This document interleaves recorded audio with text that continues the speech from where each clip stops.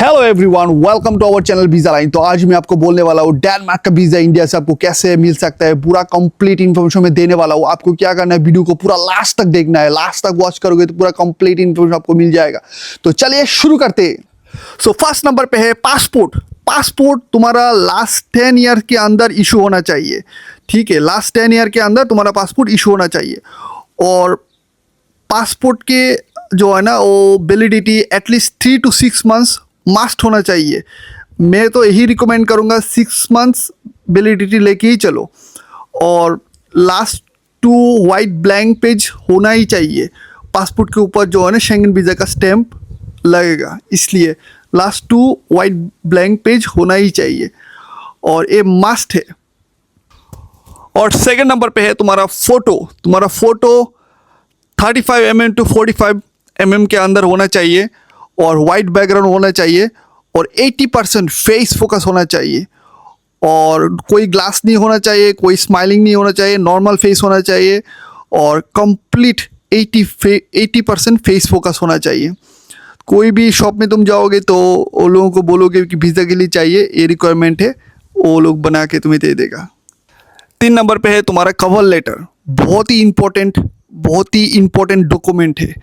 देखो, cover letter ज़्यादा बड़ा बनाओगे तो बहुत प्रॉब्लम है, ज़्यादा छोटा बनाओगे बहुत प्रॉब्लम है। मीडियम साइज़ पे होना चाहिए और टू द पॉइंट होना चाहिए।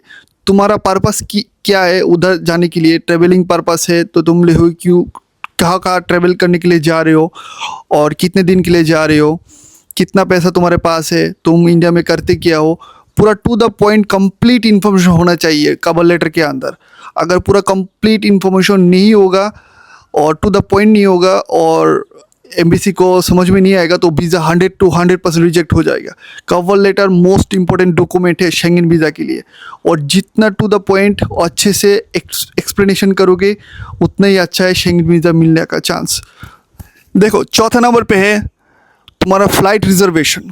तुम्हारा जो फ़्लाइट का जो रिजर्वेशन है ना, वो तुम पेड बुकिंग भी लगा सकते हो और डमी बुकिंग भी लगा सकते हो।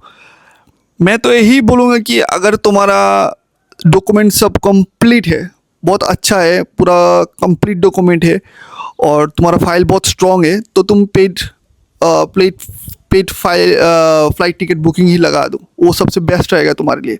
अगर तुम्हारा कुछ डाउट है, हो भी सकता है नहीं भी हो सकता है, 50-50 चांसेस है, तो मैं ही रिकमेंड करूँगा कि डमी बुकिंग लगा दो। डमी बुकिंग बहुत आसानी से मिल जाएगा और बहुत सस्ते में मिल जाएगा और इतना अच्छा होगा तुम्हारे लिए कि तुम्हारा पैसा भी सेव हो जाएगा। तो तुम डमी बुकिंग लगा सकते हो और अगर तुम्हारा चांसेस 50-50 है। अगर तुम्हारा फाइल बहुत स्ट्रॉन्ग है तो तुम पेड बुकिंग भी लगा सकते हो। वो थोड़ा रिस्की होता है, बट अगर लगाओगे तो फाइल और भी ज़्यादा स्ट्रॉन्ग हो जाएगा और तुम्हारा प्रोफाइल के ऊपर डिपेंड करता है तुम्हारा प्रोफाइल कैसा है। 5 नंबर पे है तुम्हारा hotel booking reservation. Hotel booking जो रिजर्वेशन होता है वो एक्चुअली तुम पेड भी लगा सकते हो और फ्री बुकिंग भी लगा सकते हो। बट यूरोप में ज़्यादातर जो होटल होते हैं वो ज़्यादातर पेड बुकिंग ही मांगते हैं। जो हॉस्टल वगैरह होते हैं उसमें क्या होता है, तुम फ्री बुकिंग भी ले सकते हो, बट होटल जो होता है वो पेड बुकिंग मस्ट लेते हैं।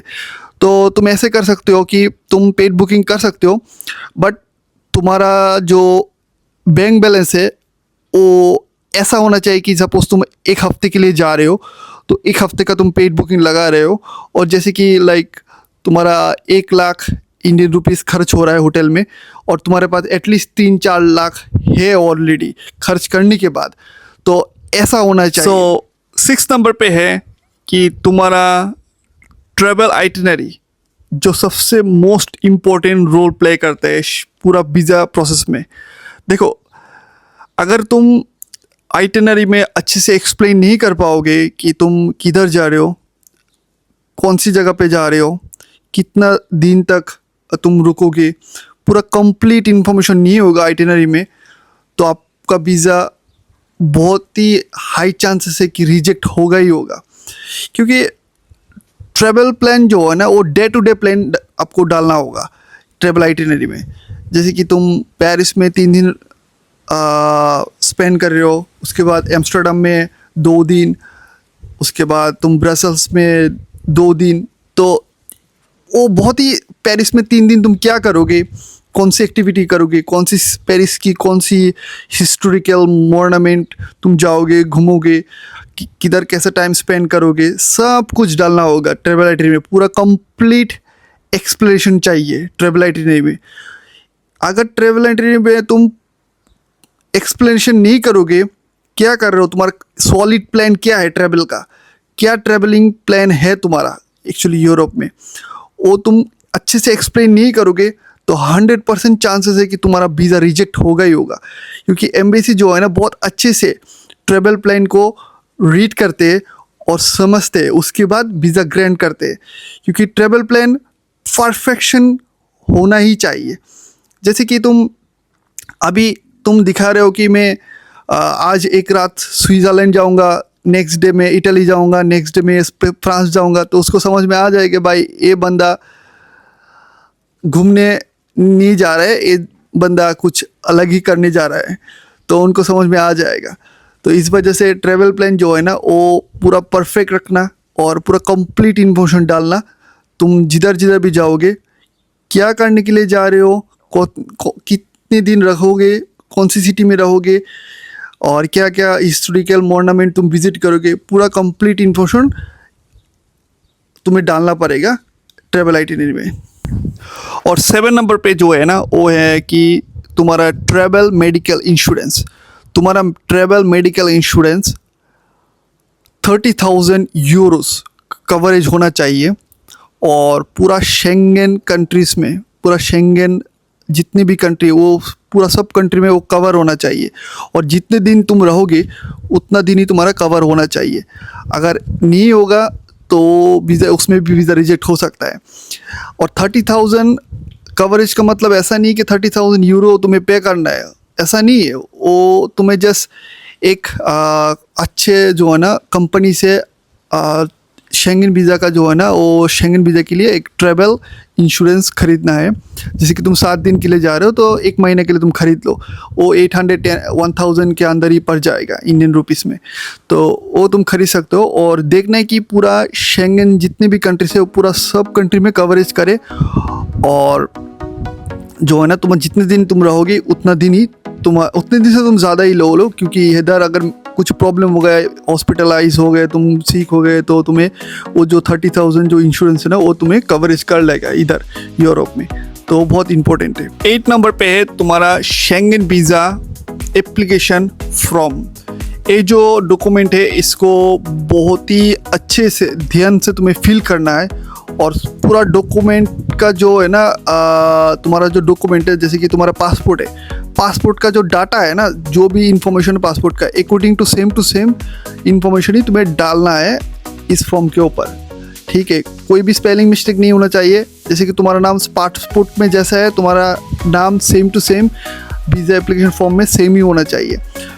देखो 9 नंबर पे है तुम्हारा मोस्ट इम्पॉर्टेंट डॉक्यूमेंट है, वो है बैंक स्टेटमेंट। बैंक स्टेटमेंट जो लोग जॉब करते हो उन लोगों के मैं बता रहा हूँ। देखो बैंक स्टेटमेंट जो है ना बहुत ही स्टेबल होना चाहिए, तुम्हारा ट्रांजैक्शन बहुत ही स्टेबल होना चाहिए, एटलीस्ट 3 to 6 मंथ्स। जैसे कि तुम्हारा सैलरी 30,000 है, हर महीना तुम्हें 30,000 मिलता है, तो तुम्हें हर महीना 30,000 ही क्रेडिट होना चाहिए तुम्हारे अकाउंट में। ऐसे नहीं कि तुमने 30,000 तुम्हारे अकाउंट में क्रेडिट हो रहा है, तुम किधर से 10,000 ले रहे हो, उधर से 50,000 ले रहे हो, उधर से 2 लाख लेके डाल दिए हो, ऐसे नहीं होता। क्योंकि तुम्हारा जो प्रोफाइल है वो सैलरी प्रोफाइल है। सैलरी प्रोफाइल में ऐसा होता है कि तुम्हारा जो बैंक स्टेटमेंट है वो तुम्हें एक स्टेबिलिटी मेंटेन करना है। जैसे कि हर महीने 30,000 करके वो 6 महीने तक तुम्हें मेंटेन करना है, उसके बाद ही तुम्हें अप्लाई करना है। क्योंकि अगर सपोज फॉर एग्जांपल तुमने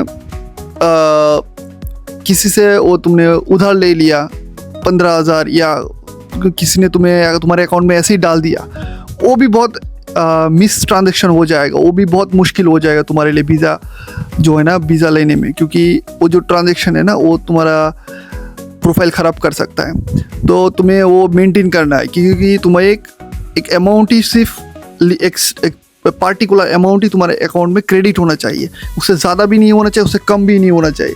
क्योंकि अगर ये जॉब होल्डर के लिए, जो लोग नौकरी करते हो, जो लोग इंडिया में कोई भी कंपनी में नौकरी करते हो, उन लोगों के लिए मैं बोल रहा हूँ। बैंक स्टेटमेंट, जो लोग बिजनेस करते हो, जो लोग सोलो प्रोप्राइटरशिप करते हो, जिन लोगों का कंपनी है इंडिया में, उन लोगों के लिए मैं बोल रहा हूँ। देखो, बैंक स्टेटमेंट जो है ना, बैंक स्टेटमेंट तुम लोगों का दो होना चाहिए। जैसे कि जो लोग बिजनेस करते हैं, इन लोगों के लिए दो बैंक स्टेटमेंट होना चाहिए। एक होता है करंट अकाउंट का बैंक स्टेटमेंट, एक होना चाहिए सेविंग अकाउंट का बैंक स्टेटमेंट। और करंट अकाउंट का जो है ना, पूरा बैंक स्टेटमेंट तुम्हें दिखाना है, कितना ट्रांजैक्शन होता है, कितना टर्नओवर होता है, पूरा कंप्लीट इन्फॉर्मेशन तुम्हें दिखाना है एमबीसी को। और सेविंग जो है ना, सेविंग में तुम्हें कितना तुम्हारे पास सेविंग है, और करंट अकाउंट से हर महीना तुम कितना पैसा लेते हो, कितना अमाउंट तुम लेते हो, वो एक स्टेबिलिटी भी, उसका भी एक स्टेबिलिटी होना चाहिए। क्योंकि वो ऐसा नहीं होना चाहिए कि हर महीना तुमने 15,000 ले रहे हो तुम करंट अकाउंट से। फॉर एग्जांपल, करंट अकाउंट से तुम सेविंग अकाउंट में ट्रांसफ़र कर रहे हो सेविंग के लिए 15,000, सडनली तुमने 2 लाख डाल दिया सेविंग अकाउंट में, ऐसा नहीं होना चाहिए। ठीक है, वो एक स्टेबिलिटी होना चाहिए, एक क्लियर होना चाहिए कि हर महीने तुमने 15,000 ले रहे हो करंट अकाउंट से। करंट अकाउंट जो है ना, वो तुम्हारा बिजनेस का है, बट सेविंग जो है ना, वो तुम्हारा खुद का है। तो सेविंग अकाउंट में तुम जो भी पैसा ले रहे हो करंट अकाउंट से, वो एक लेवल, एक स्टेबिलिटी के साथ लेना होगा तुम्हें। क्योंकि तुम्हारा जो बिजनेस है वो तो तुम्हें चलता ही रहेगा, बिजनेस तो तुम करते ही रहोगे। ठीक है, बिजनेस का तो तुम्हें वो ट्रांजैक्शन दिखाना ही है। ठीक है, वो तुम उधर उधर कर सकते हो, आज 2 लाख, कल 15,000, 20,000, वो करंट अकाउंट है, उसमें कोई प्रॉब्लम नहीं होता। बट सेविंग अकाउंट जो है ना, उसमें तुम्हें जो भी पैसा ले रहे हो करंट अकाउंट से, वो एक स्टेबिलिटी होना चाहिए। हर महीने, जैसे सपोज फॉर एग्जाम्पल 15,000 ले रहे हो तो 15,000 ही लेना चाहिए, 15,000 ही लेना चाहिए। 6 महीने तक ऐसे ही कंटिन्यू करना है। ठीक है, ऐसे नहीं तुम 15,000 ले रहे हो, सडनली तुमने 2 महीने के बाद तुमने 2 लाख डाल दिया सेविंग अकाउंट में, करंट अकाउंट से। ऐसे नहीं होना चाहिए। ऐसे होगा तो डाउट हो जाएगा, वो भी एक रिजेक्शन का एक पॉइंट हो सकता है। 10 नंबर पे income tax return for job holder. जो लोग नौकरी करते हो, आप लोग ऐसे कर सकते हो कि आप लोग लास्ट 2 to 3 ईयर्स का जो है ना, वो फॉर्म 16 लगा सकती हो वीज़ा के लिए। फॉर्म 16 लगाओगे तो वीज़ा 100% मिल जाएगा। जो भी आपके पास अगर 2 साल का फॉर्म 16 नहीं है, ITR फॉर्म 16 नहीं है, तो आप 1 साल का भी लगा सकते हो। बट मैं ही रिकमेंड करूँगा एटलीस्ट 2 साल का लगाओ। 3 साल नहीं होगा तो 2 साल का लगाओ। हाँ, तो आपका प्रोफाइल बहुत ज़्यादा स्ट्रॉन्ग रहेगा। तो बिजनेस करते हैं उन लोगों के लिए, देखो, इनकम टैक्स रिटर्न जो होता है ना, वो बहुत ही इंपॉर्टेंट डॉक्यूमेंट होता है। वो फाइनेंशियल आपका रिपोर्ट है। अगर आप बिजनेस करते हो तो आपको 2 ITR भरना है। एक होता है करंट ITR, करंट अकाउंट, आपका बिजनेस का ITR जो होना चाहिए, वो एटलीस्ट 2 से 3 साल का होना चाहिए। और एक होता है आपका पर्सनल ITR, वो भी 2 से 3 साल का होना चाहिए। Salary slip at least 3 to 6 months का लगाना ही चाहिए मेरे हिसाब से। अगर आप जॉब करते हो तो 3 to 6 मंथ्स का मस्ट लगाना चाहिए सैलरी स्लिप। वो लगाओगे और इसको मेंटेन होना चाहिए। सैलरी स्लिप जो है ना, वो मेंटेन होना चाहिए। जैसे कि हर महीना आपके पास 30,000 क्रेडिट हो रहा है, अकाउंट में आ रहा है, तो 30,000 ही लगाना चाहिए मेरे हिसाब से। ठीक है, ज़्यादा लगाने की मत कोशिश करो। जो भी है इनकम, सॉलिड इनकम है और एक स्टेबिलिटी के साथ अगर इनकम आ रहा है, सैलरी हो, तो आप लगा सकते हो। ठीक है, अगर तुम ज़्यादा लगाने की कोशिश करोगे तो बहुत मुश्किल हो सकता है, बहुत फाइल रिजेक्ट भी हो सकता है। No objection certificate for job holder. जो लोग नौकरी करते हैं इंडिया में, उन लोगों के लिए at least NOC, no objection certificate approve करके लेना ही है। वो किससे लेना है? जो आप जिस कंपनी में नौकरी करते हो, उस कंपनी का जो HR होता है, ह्यूमन रिसोर्स जो मैनेजर होता है, उनसे आप बात करोगे, वो लोग बना के दे देगा। नेक्स्ट है बिजनेस। जो लोग बिजनेस करते हो, जिसका प्रोफाइल बिजनेस है, अगर आपका प्रोफाइल बिजनेस है तो आपको एक बात याद रखना चाहिए कि आपका बिजनेस रजिस्ट्रेशन मस्ट होना चाहिए। GST, MSAB का license, trade license, municipal license. ठीक है, वो सब डॉक्यूमेंट मस्ट होना चाहिए आपके पास, और वो सब डॉक्यूमेंट आपको सबमिट करना है। ठीक है, वो फोटोकॉपी सबमिट करना है। ठीक है, और अगर आपके पास जैसे कि जीएसटी नहीं है, अगर जीएसटी आपके पास नहीं है अभी इंडिया में, तो वो एक्चुअली सॉलिड बिजनेस नहीं है। तो बहुत मुश्किल हो सकता है कि बिना जीएसटी के आपको बहुत आसानी से वीज़ा मिल जाएगा। फिर भी आप जो भी आपके पास बिजनेस रजिस्ट्रेशन डॉक्यूमेंट है वो लगा के आप देख सकते हो, ट्राई करके आप देख सकते हो। नेक्स्ट है आपका रेसिडेंट प्रूफ लगा सकते हो, जैसे कि आप रेशन कार्ड भी लगा सकते हो, जैसे कि आपका आधार कार्ड भी आप अटैच कर सकते हो, एडिशनल है, अगर चाहो तो आप लगा सकते हो स्ट्रॉन्ग टाइज के लिए, ठीक। और लास्ट में बताऊंगा कि प्रोसेसिंग टाइम कितना लग सकता है। देखो, एक महीना भी लग सकता है, 2 महीना भी लग सकता है, 3 महीना भी लग सकता है, वो डिपेंड करते हैं एम्बेसी की ऊपर।